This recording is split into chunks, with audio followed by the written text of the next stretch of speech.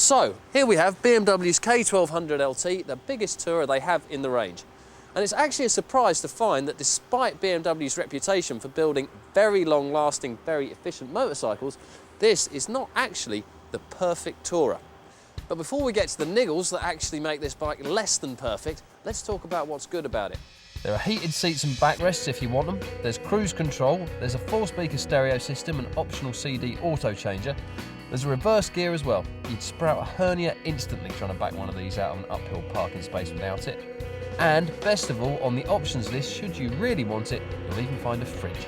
And beneath all these trinkets and baubles, there's a massive aluminium spine frame holding the whole lot together and more built-in panniers and cubby holes than you can shake a stick at.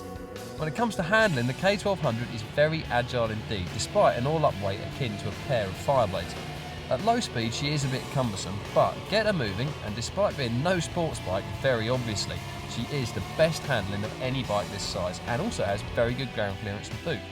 Being a BMW, you would expect reliability on the K12 to be absolutely bang on.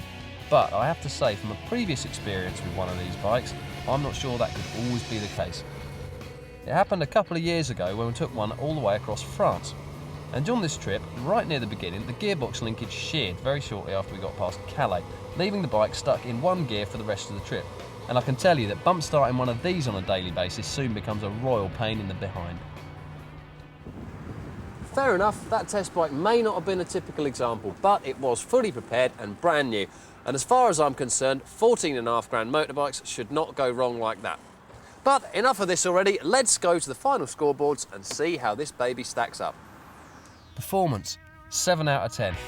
To be honest, the motor's a bit on the weedy side for a bike this big, but that score gets bumped up again thanks to the fact the handling's so good on the move.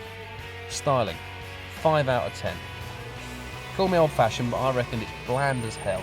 It's very smooth, it's very sleek, but to be honest, this thing leaves no impression on me at all. Comfort, 8 out of 10.